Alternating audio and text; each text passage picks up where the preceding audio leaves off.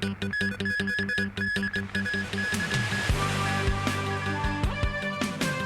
plan to build up to 6 food waste recycling plants.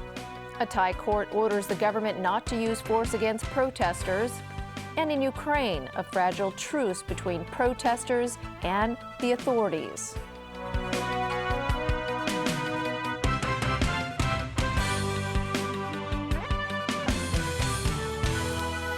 Good evening. The government has rolled out a plan for the construction of up to 6 food waste recycling plants across Hong Kong.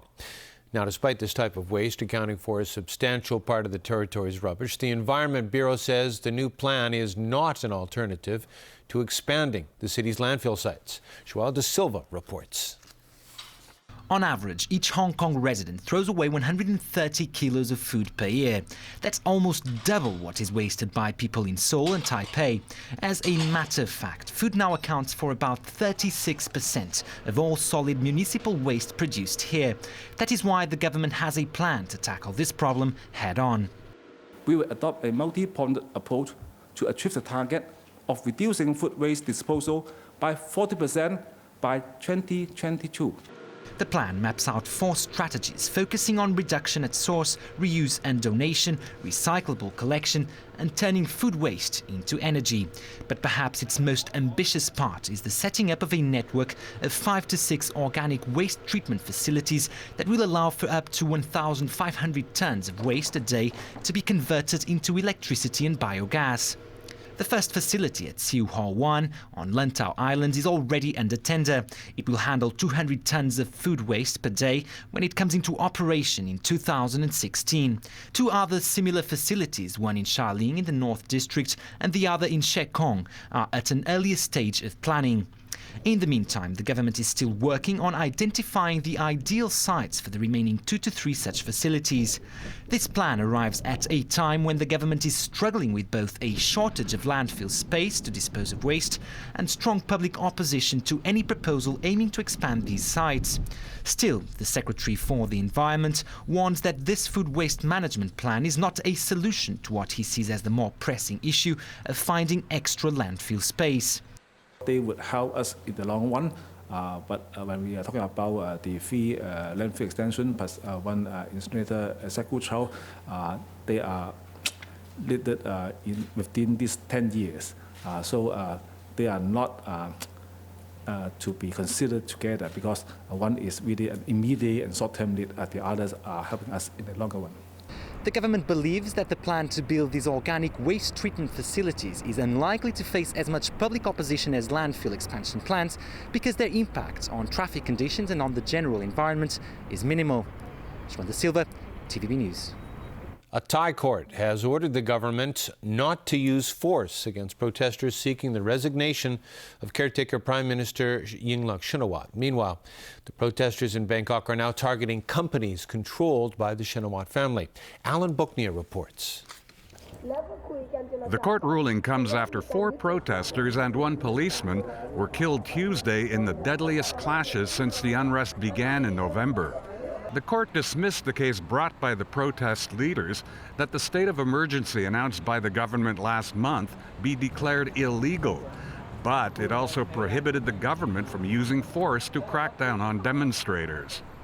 It means that the government has no power, has no right to do anything against them anymore, as long as they are protesting by peaceful means. Following the ruling, Thailand's police chief said there were no plans to retake more protest sites, an action that led to the deadly violence. Meanwhile, hundreds of protesters surrounded the offices of a property company and a mobile handset company controlled by the Shinawatra family, saying they would stop all work there. Shares in the 2 companies, located in the Shinawatra Tower, SC Asset and M-Link Asia, have fallen about 10% in the last 2 days. And problems continue to mount for Yingluck Shinawatra's government. More than 2,000 farmers drove hundreds of tractors from Thailand's central region into Bangkok today. They're demanding payment from the government's rice subsidy scheme. They haven't been paid for months for crops sold under the scheme. An anti-corruption agency has filed charges of negligence and dereliction of duty against Yingluck in connection with that program. The farmers, who had been part of a broad base of rural support enjoyed by Yingluck, had until now kept apart from the anti-government movement. Alan Brookney, TVB News. Violent clashes continue in Ukraine's capital despite a fragile truce between the country's protest leaders and the president they want to remove. At least 28 people are reported dead, with hundreds of others injured in the latest street battles. As James Aiken reports, this week's bloodshed is prompting a more forceful response from the international community.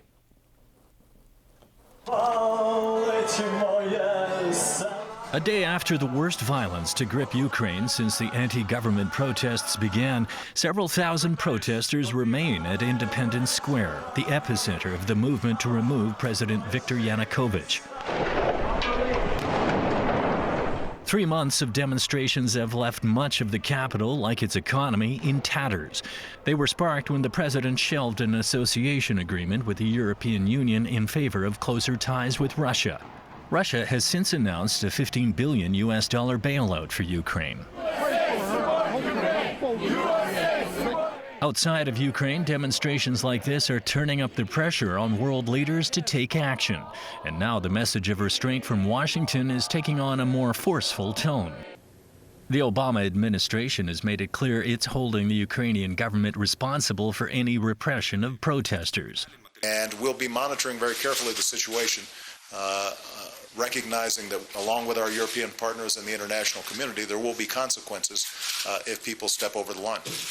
The crisis is also topping meeting agendas in Europe with preparations for sanctions. We expect that targeted measures against those responsible for violence and use of excessive force can be agreed by our member states, and we hope that they consider this as a matter of urgency. Sanctions would include travel bans and asset freezes, which would hit backers of Yanukovych hard. For now, the president has promised police will not storm protest camps in central Kiev, while opposition leaders struggle to control radicals propelling the violence. But after 3 months of struggle, there appears to be little chance of compromise from either side. James Aiken, TVB News. The Russian punk group Pussy Riot has released a new anti-government video criticizing Russia's staging of the Winter Olympics. The video includes clips from an incident yesterday in Sochi that show the group whipped by Cossack militia. The group is doing an anti-government performance in their signature ski masks under a sign advertising the Sochi Olympics. At least 10 militiamen and other security personnel moved in and started to brutally disperse them. One Cossack appeared to use pepper spray, and another whipped several of the group's members. Police arrived and questioned witnesses, but no one was arrested. In 2012, 2 band members were handed 2-year jail terms for hooliganism in connection with an anti-government performance outside a Moscow cathedral. In Britain, juicy revelations as the prosecution concludes its case in a hearing that will determine whether News of the World journalists are guilty of widespread phone hacking. Former British Prime Minister Tony Blair offered to advise media tycoon Rupert Murdoch during that scandal, and the woman who ran the now defunct tabloid planned to blame fellow employees. Rebecca Brooks, former editor of the News of the World, and Andy Coulson, Downing Street's former director of communications and News of the World editor, arrived at the Old Bailey court to testify at the official phone hacking trial. Brooks and 6 others face criminal charges, accusing them of eavesdropping on the voicemails of celebrities, politicians, sports figures, royalty, and even crime victims. All defendants deny the charges. Evidence in the form of an email by Brooks revealed that former British Prime Minister Tony Blair called her to offer being an unofficial advisor to Rupert Murdoch at the height of the phone hacking scandal. It was also revealed that Blair counseled her to tough up, keep strong, and to take sleeping pills, suggesting this too shall pass. 6 days after that email, and Brooks was arrested, and Murdoch was forced to close the 168-year-old tabloid amid a wave of public outrage. In another email entitled Plan B, the court heard that Brooks conspired to blame two of her fellow executives of the phone hacking scandal in order to vindicate her position. As the prosecution rested, it reiterated that News of the World journalists, with consent from top editors, colluded to hack phones on a vast scale in a frenzy to get the best scoops. Jurors heard about efforts to hack the phones of Prince Harry, Kate Middleton, and royal aides, as well as of senior politicians and celebrities, including Paul McCartney. The defense will now begin its case in a trial expected to last until mid-May. The wife of a Hong Kong-based Australian evangelist pastor named John Short is seeking help from the Australian Foreign Ministry after he was arrested in North Korea. So far, she has no news of the whereabouts of her husband. Jenny Lamb reports. Karen Short today held samples of the Christian leaflets her husband John was going to hand out in North Korea. The 75-year-old evangelist left for his third trip to Pyongyang last Saturday, but was arrested on Sunday. So far, his wife has not had any news from the tourism authority in North Korea. And I don't know why they're holding him. The North Korean authorities told the Beijing tourist group that this is a serious charge, and we will consider what we will do. Her husband knew about the current political instability in North Korea before he left and that he might run into trouble. Karen believes her husband has not done anything illegal there. She is now contacting the Australian Foreign Ministry for help. Reports say Australian authorities have asked the Swedish embassy in Pyongyang to confirm that John Short is safe and will try to understand why he was arrested. Jenny Lamb, TVB News. Still ahead in our newscast, a couple accused of theft after taking money left on an ATM to the police, a pilot scheme offering free building maintenance and management consultancy, and a stamp duty amendment bill pass its second reading in LegCo.